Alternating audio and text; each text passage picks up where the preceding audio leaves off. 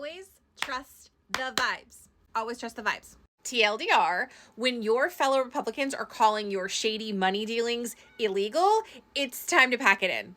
Like, you're cooked. CC, Ron and Casey DeSantis. The allegations that Ron DeSantis gave $10 million of money that was Medicaid money, taxpayer money, to a charity that was affiliated with Casey DeSantis, which then gave money to dark nonprofit groups, those that don't have to report where their money goes, which then gave money to a PAC run by his chief of staff at the time. Some of you have been following this mess with me for a little bit of a time now. Nikki Fried has been talking about it a lot. Today, the Miami Herald gave us some more details about where this settlement money went, really.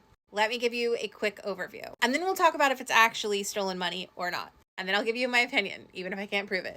I don't know what this was. It's late. This is so messy. I knew this was going to get good or bad, depending on how you're playing at home. So a while back, because what is time now? It was alleged that $10 million of Medicaid money was given to a charity, I'm going to use that term loosely here, that's run by Casey DeSantis, the wife of Florida Governor Ron DeSantis. Hope, Florida. The reason you know the allegations have substance is that they're being made by a Republican representative in the state of Florida. Alex Andrade, who is a representative in the Panhandle area of Florida, like Escambia and Santa Rosa County, which is pretty close to Tallahassee, where Ron and Casey are. And he's one of those leading the charge against Ron and Casey, insisting that this is fraud, because it probably is, allegedly. We're going to do a quick catch-up here. Hope, Florida is being scrutinized because Casey DeSantis is running for governor, so everybody's paying attention to what she was doing. Also, as a reminder, Ron DeSantis ran against Donald Trump. They were not friendly at all, because remember, it was pretty aggressive. So everybody in that administration doesn't like him, or her for that matter. So as they're scrutinizing all of these finances, they come across a $10 million donation that had been made to Hope Charity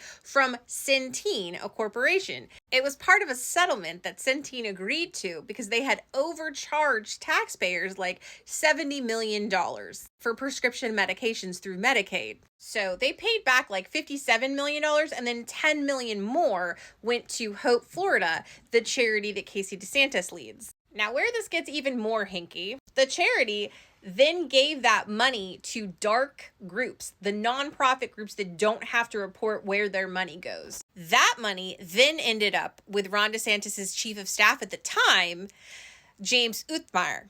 Uthmeier? I don't care. He's a terrible person. Uthmeier.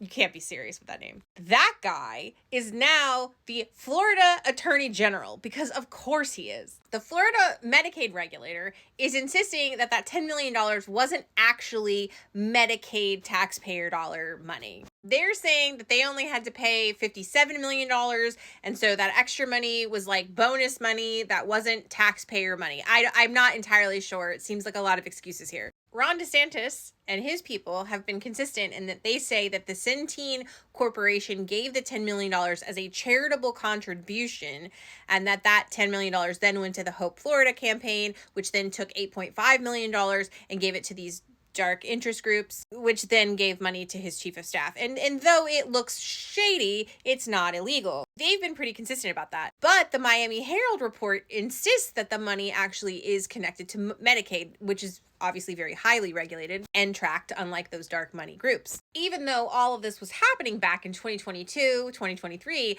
it wasn't published until last month. And again, because Casey DeSantis is running for governor, everything's on the board right now. Now, how you know that they're in crisis control is that everything is falling apart very quickly. They're acknowledging that there's been some mistakes that were made in terms of transparency. Executive directors are stepping down. There's been resignation after another because they're trying to fix the image of this broken charity and Casey DeSantis, who wants to run for governor.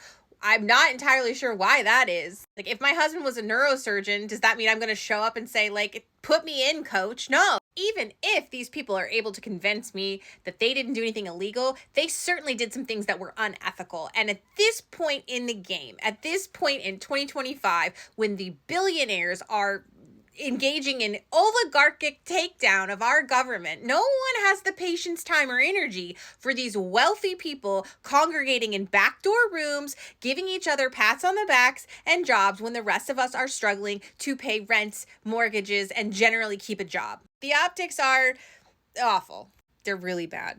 And again, I don't think Casey and Ron could have fucked this up more, honestly. These people do not have great reputations in the political climate as it is. Like I said earlier, he didn't make any friends when he ran against Donald Trump. In fact, he's been the most obnoxious bully for like the last 10 years of politics. Who wants to play nice with this man? No one feels bad for you, sir. She's just as ridiculous. Please do go read the reporting by the Miami Herald. Alexandria Glorioso and Lawrence Moore have done some excellent journalism. I will link it tomorrow when I do my post on Blue Sky and Threads and Twitter. Also, Politico has done some excellent reporting as well. Top tier. As much as I would like to say that this is going to be the career ender for both Ron and Casey DeSantis, I think we can safely say that worse things have happened and not ruined people's careers. But I will be back to watch the further sinkage of this Titanic as it falls farther and farther beneath the waters that are surely infested with red tide at this point. Bye.